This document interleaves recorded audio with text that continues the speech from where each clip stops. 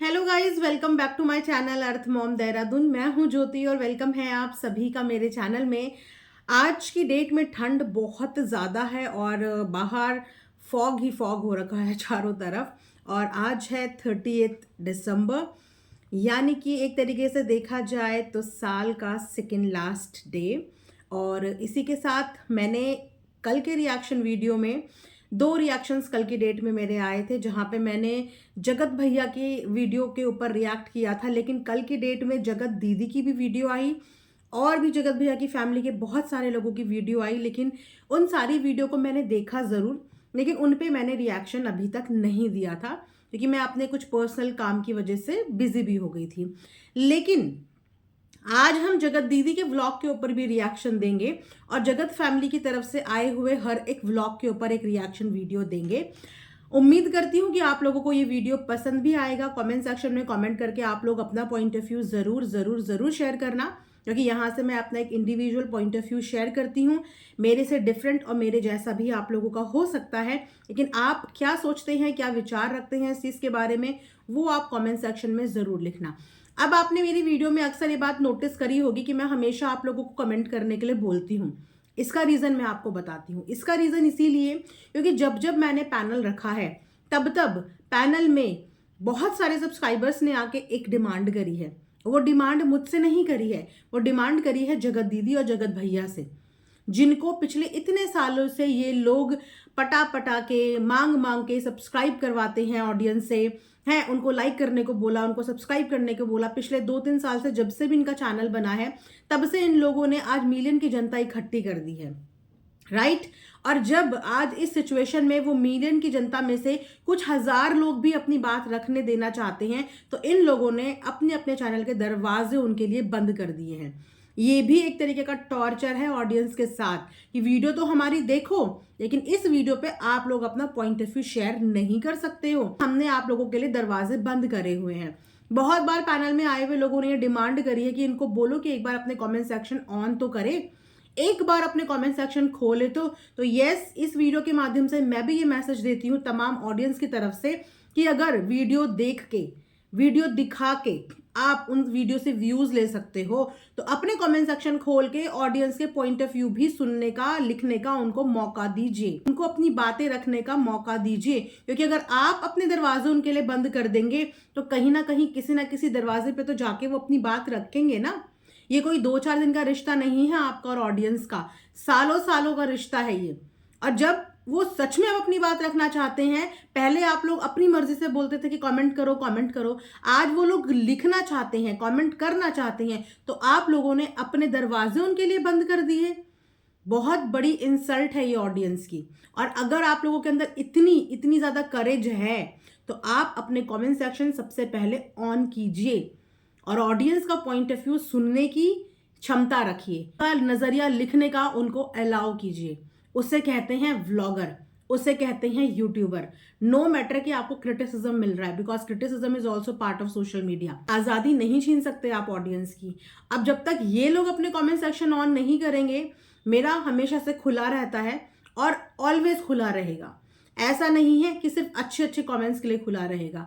आपको जो चीज़ अच्छी लगती है, जो चीज़ खराब लगती है, आपको वो चीज़ें लिखने की पूरी आज़ादी है, क्योंकि आप लोग हमें देखते हो, आप लोग हमारी वीडियो देखते हो, तो ये आज़ादी आप लोगों को मिलनी चाहिए। और ये आज़ादी आप लोगों की है कि आप लोग वीडियो देखने के बाद अपना नज़रिया कमेंट सेक्शन में लिख सकते हो। तो जितने भी लोग ये चाहते थे कि मैं आप सबके बिहाफ में ये एक मैसेज दे दूं, तो मैंने अपनी तरफ से ये मैसेज दे दिया है कि ऑडियंस के लिए दरवाजे बंद नहीं, उनके लिए वो दरवाजे खोलिए और उनको अपनी बात रखने का एक बार मौका तो दीजिए।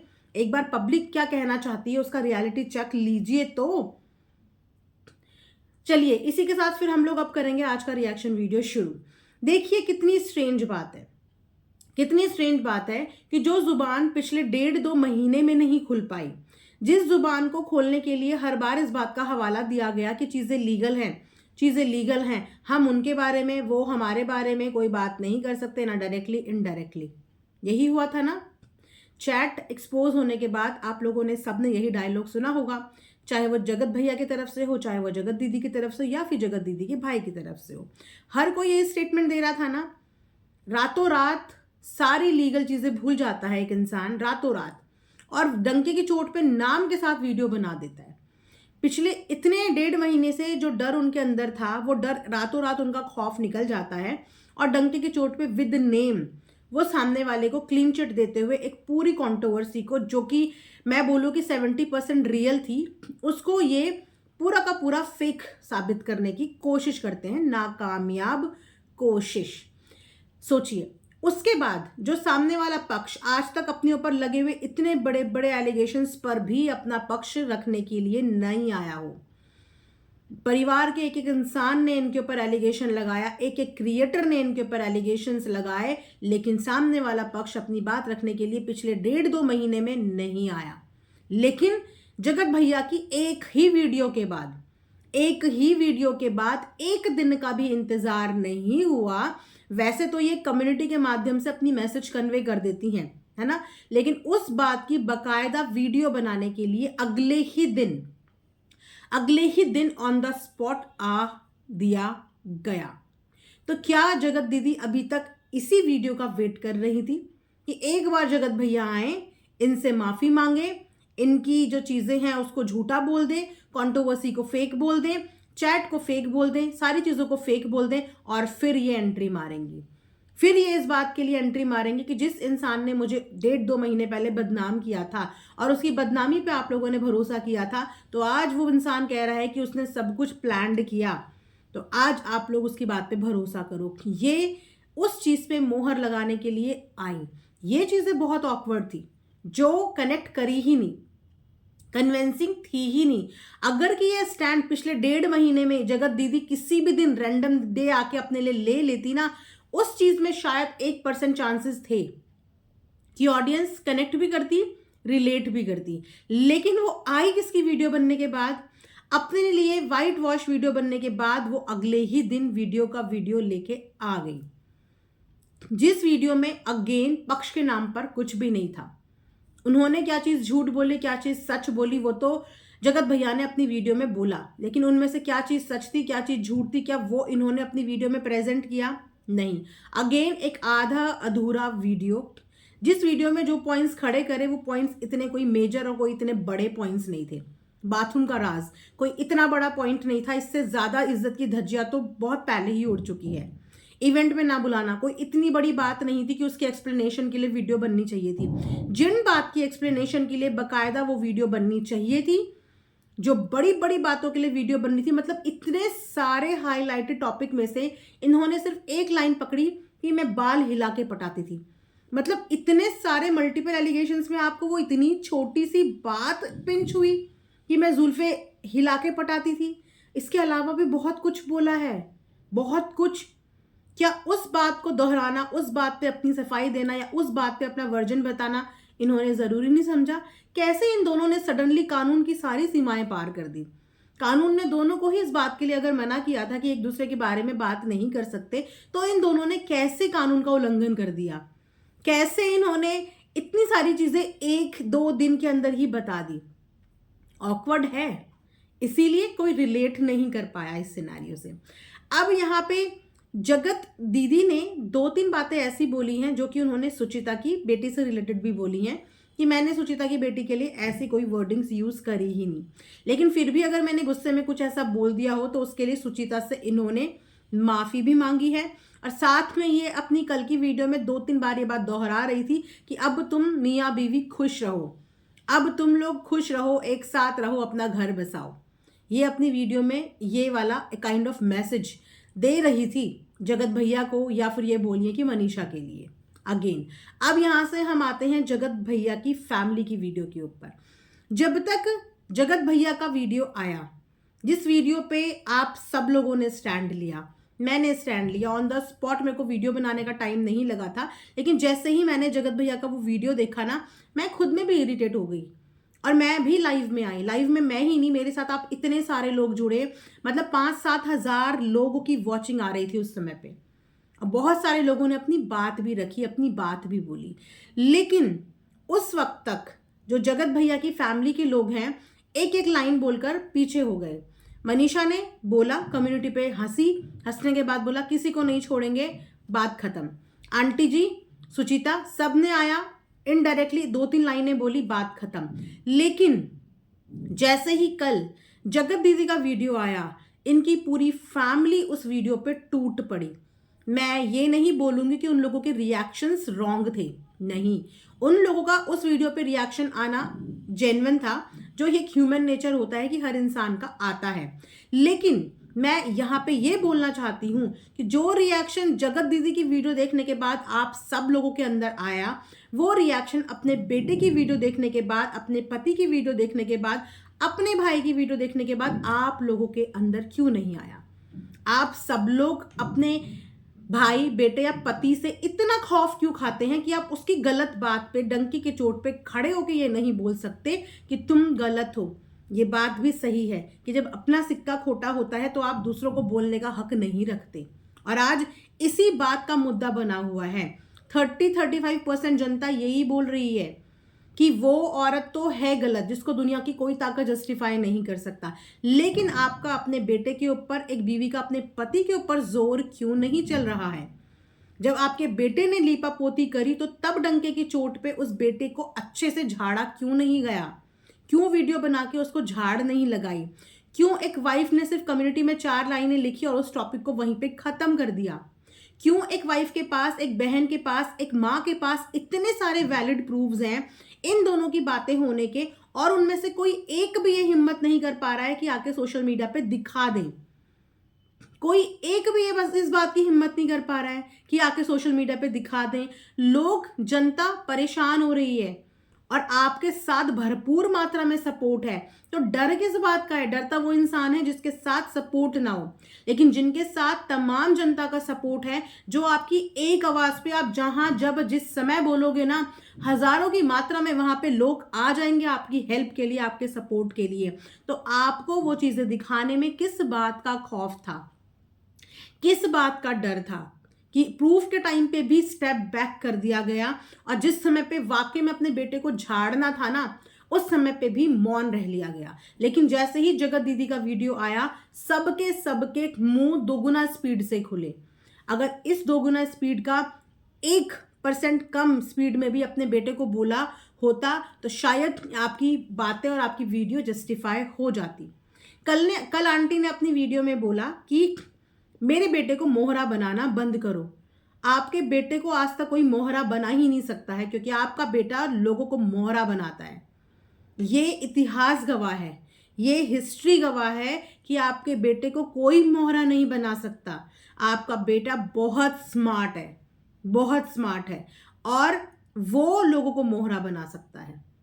उसके साथ कांटेक्ट में आया हुआ हर बंदा आज की डेट में इस बात के लिए रिग्रेट करता है कि हम उसके कांटेक्ट में क्यों आ गए हों। उसके ग्रुप का एक एक इंसान किसको छोड़ा बेइज्जत करने से? किसको? किसी एक को भी नहीं। और जो लोग मैं बोलूं साथ में है ना, डेफिनेटली उनके भी कोई ना कोई डार्क सीक्रेट्स हैं हाथ में, इसीलिए वो लोग भी साथ में हैं और चाहकर भी कुछ नहीं बोल सकते। तो आपका लड़का किसी की उंगली पे नाचने वालों में से नहीं है। वो एक नंबर का जिद्दी है, जिद्दी। अपनी जिद को पूरी करवाने के लिए, अपनी बात को मनवाने के लिए किसी भी हद तक जा सकता है।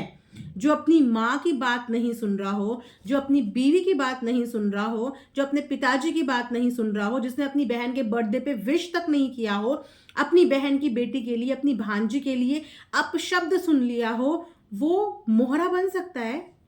पूरे सोशल मीडिया को चला के रखा हो, वो मोहरा बन सकता है। सारे क्रिएटर्स को चला के रखा हो, वो मोहरा बन सकता है? जी नहीं आंटी जी, आप यहाँ पे अपने बच्चे को अभी भी नन्ना काका समझ रहे हो। आप शायद अभी भी उसको वही समझ रहे हो, क्योंकि मैं समझती हूँ कि माँ के लिए उसकी संतान कभी बड़ी नहीं होती। उसे लगता है मेरा बेटा छोटा ही है, और माँ हमेशा अपने बेटे को छोटा ही समझती है। लेकिन आपका बेटा छोटा होने के साथ साथ बहुत दिमाग वाला भी है, बहुत दिमाग वाला। तो वो किसी के बहकावे में या किसी के मोहरा बन ही नहीं सकता। वो करता है जो वो करना चाहता है, वो सिर्फ वही करता है। आज आंटी को अपने बेटे की चिंता हो रही है, और आंटी कह रही है कि क्या करवा के मानोगे, क्या करवा के मानोगे। ये चीज मुझे यहाँ पे आंटी की गलत लगी। देखो, जो चीज गलत लगेगी मैं उसको गलत भी बोलूंगी, क्योंकि यहाँ पे अगर आप माँ हैं तो वहां पे उस औरत की भी माँ है, और उस माँ को भी अपनी बेटी के लिए बार बार डर लगता होगा, धक धक उस माँ का दिल भी करता होगा, क्योंकि अगर इसमें गलती उस दीदी जी की है, जगत दीदी की, इक्वल गलती आपके बेटे की भी है। गलती के मामले में मैं तो किसी को 1% ना ज्यादा बोलूंगी ना 1% कम बोलूंगी, इक्वल पार्टनर इन क्राइम। इन दोनों के दिमाग बहुत ही शातिर दिमाग हैं, और जब ये दोनों दिमाग कंबाइंड होते हैं ना, तो ये दिमाग कुछ भी करने की क्या मैं बोलूं, हिम्मत रखते हैं। ये वो वाले क्रिमिनल माइंड है दोनों के, अगर सरल भाषा में बोलूं तो ये वो वाले माइंड है दोनों के। तो अगर यहाँ पे आपको अपने बेटे का कुछ होने का डर है, तो वहां पे उस औरत की माँ को भी अपनी बेटी का कुछ होने का डर होगा। फर्क सिर्फ इतना है कि आपका परिवार का एक एक सदस्य आके वीडियो पे अपनी फ्रस्ट्रेशन, अपना गुस्सा सब निकाल के चला जाता है, और सामने वाले के परिवार से बोलने के लिए कौन आता है? वैसे तो कोई भी नहीं आता, वैसे तो कोई भी नहीं आता बोलने के लिए, वरना बोलने वाले सदस्यों की कमी तो वहां भी नहीं है, लेकिन उस घर के सदस्य बोलने के लिए नहीं आते फ्रंट फुट पे। अब ये भी समझ में नहीं आता कि वो लोग बोलने क्यों नहीं आते हैं, क्योंकि माँ का प्यार तो माँ का होता है, चाहे वो बेटे के लिए यहाँ से हो, चाहे वो बेटी के लिए उनकी माँ का प्यार हो। फिक्र तो दोनों ही माँओं को अपने बच्चों की होगी, बिल्कुल होगी यहाँ पे।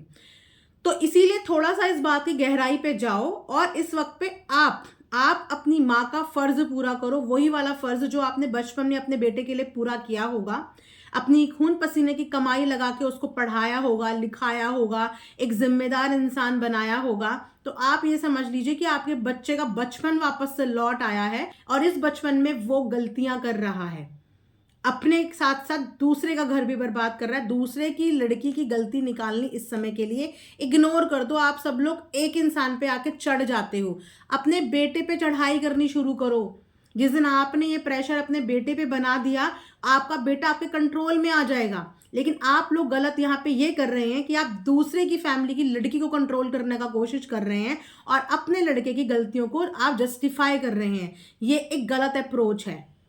उस लड़की को भूलो और अपने लड़के को अपने काबू में लाने की कोशिश करो, बाय हुक बाय क्रुक। अगर आपका लड़का आपके काबू में है ना, तो दुनिया की कोई ताकत उसे आप लोगों से दूर नहीं कर सकती। दुनिया की कोई ताकत उसको मोहरा नहीं बना सकती, उसको बहला नहीं सकती, उसको फुसला नहीं सकती। तो ये फेलियर आप लोगों का है कि आपका खुद का बेटा आपके कंट्रोल में नहीं है, खुद का बेटा।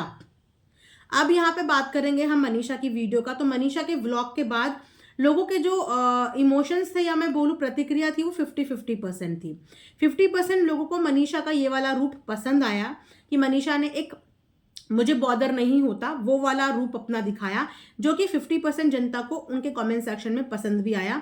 तकरीबन 2 से 3 हज़ार कमेंट है मनीषा की उस वीडियो में, जिसमें मनीषा ने बिल्कुल बॉदर नहीं हुआ है, बिल्कुल बॉदर नहीं हुआ। लेकिन हाँ, मनीषा ने भी जगत दीदी को ही जवाब दिया, और यहाँ पे मनीषा से मैं पर्सनली ये एक्सपेक्ट कर रही थी कि उस औरत को जवाब देने से बेहतर एक बार करारा जवाब अपने पति को देने की हिम्मत रखो।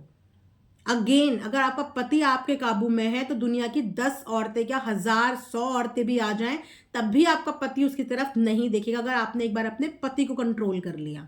तो जितना परसेंट आप उससे नफरत करती हो ना, उसका मैं बोलूंगी पूरा नहीं, पर उसका कुछ परसेंट नफरत और कुछ परसेंट कड़क जवाब आप अपने पति को दो, ताकि वो भी आपके कंट्रोल में आए, आपका खौफ उसको हो, आपका डर उसको हो। 50% लोग कन्विंस थे मनीषा का वीडियो देख के, लेकिन 50% लोग मनीषा से सवाल कर रहे थे। देखिए, मनीषा हंस के लेट इट बी करके तो इस चीज का सल्यूशन मिलेगा ही नहीं। मनीषा चीर दूंगी, फाड़ दूंगी, मैं छोड़ूंगी नहीं, मैं बख्शूंगी नहीं, ये लिखने और रियल लाइफ में इनको इम्प्लीमेंट करने में जमीन आसमान का फर्क होता है। इस समय पे हंसी वाली जिंदगी मनीषा की खुद की बनी हुई है, खुद की हंसी वाली जिंदगी। जो लोग पसंद करते हैं वो प्यार और सपोर्ट कर रहे हैं, लेकिन जो लोग पसंद नहीं करते वो लोग खिल्ली उड़ा रहे हैं कि मनीषा हंस किस पे रही है। अपनी खुद की जिंदगी पे हंसी आ रही है, अपनी खुद की लाइफ में हंसी आ रही है, अपने खुद के पति की जिंदगी को देख के हंसी आ रही है। क्या स्ट्रिक्ट कदम इसके लिए उठा रहा है परिवार? हम सिर्फ टाइटल और थंबनेल में पढ़ पढ़ के आज पूरे 2 महीने बीत गए हैं। 2 महीने। अगर मनीषा को सुकून भरी जिंदगी ऐसे ही करनी है, जिसमें मनीषा ने ये वाला अपना नेचर बना लिया है कि लेट इट बी, अब मुझे कोई फर्क नहीं पड़ता, अगर यही वाला नेचर है कि अब मुझे कोई फर्क नहीं पड़ता, तो फिर वो फर्क तो किसी से भी नहीं पड़ना चाहिए। इसका मतलब एक तरीके से आपने अपने पति को आज़ादी दे दी कि अब मुझे कोई फर्क नहीं पड़ता, जो करना है वो करो। तो जब कोई फर्क नहीं पड़ता था तो कल जगत दीदी की वीडियो को देख के रिएक्ट नहीं करना था, अपने पति की उस रात की वीडियो देख के रिएक्ट करना था। अब मुझे भी नहीं पता कि उस लड़की के दिलो दिमाग में क्या चीज़ें चल रही हैं, वो क्या करना चाहती है या कुछ करना चाहती भी है, नहीं करना चाहती है। लेकिन ये एक इस समय पे पब्लिक के 50-50% थॉट हो गए हैं, जिसमें 50% मनीषा के अगेंस्ट भी जा रहे हैं। एक तो प्रूफ प्रूफ प्रूफ बोल के मनीषा ने उस प्रूफ के बारे में दोबारा कोई जिक्र नहीं किया। उसके बाद मैं ऐसा करूंगी, मैं ऐसा एक्शन लूंगी, मनीषा ने कुछ भी नहीं किया। और इसीलिए बहुत सारी चीज़ें अब मनीषा के खिलाफ जा रही हैं और लोग मनीषा से इस चीज़ के सवाल जवाब मांग रहे हैं। उसके अलावा यस, अगर मैं ओवरऑल व्लॉग की बात करूं, मनीषा के काफ़ी चेंजेस थे व्लॉग के अंदर, और ये चेंजेस होते हैं चाहे हमें ससुराल के अंदर कितना भी कंफर्ट जोन मिले, हमें ससुराल कितना भी सपोर्टिव मिले, कितना ही प्यारा मिले, लेकिन एक लड़की के बैक ऑफ द माइंड ये चीज़ हमेशा रहती है कि ये मेरा ससुराल ही है, ये मेरा मायका नहीं है। जो आज़ादी, जो कंफर्ट एक लड़की अपने मायके में फील करती है, एक बोलने की आज़ादी, एक हंसने की आज़ादी, चलने फिरने की आज़ादी, वो आज़ादी वो अपने ससुराल में फील नहीं करती, चाहे ससुराल वाले कितना कुछ कर लें। ये रहता है, ये रहता है। तो मनीषा के जो व्लॉग मायके में आ रहे हैं वो काफ़ी अच्छे व्लॉग, मतलब काफ़ी एक नया फेस मनीषा का देखने का मिल रहा है, एकदम ग्लोइंग ग्लोइंग, हंसी मजाक वाला, कॉन्फिडेंट एकदम, नो रोना नो धोना, बच्चों के साथ, बहनों के साथ, फैमिली के साथ चुलबुला वालापन। तो वो एक्चुअली लग रहा है कि यस, वो अब मायके में ही है। लेकिन अपनी लाइफ को लेके क्या डिसीजन ले रही है, और अगर लेट इट भी ही करना है कि मुझे कोई फर्क नहीं पड़ता, तो फिर मनीषा को अपने पति की या किसी की भी कोई एक्टिविटी से फर्क नहीं पड़ना चाहिए। तो फिर ये वाले रिएक्शंस भी मनीषा के नहीं आना चाहिए। उसे कहते हैं कंप्लीट इग्नोर करना, कि तुम्हें जो करना है वो करो। उसे कहते हैं कंप्लीटली छोड़ देना कि तुम्हें जो करना है वो करो। लेकिन अगर लड़ना है तो पति के खिलाफ भी लड़ो और उस औरत के खिलाफ भी लड़ो, और जाके डंके की चोट पे लड़ो।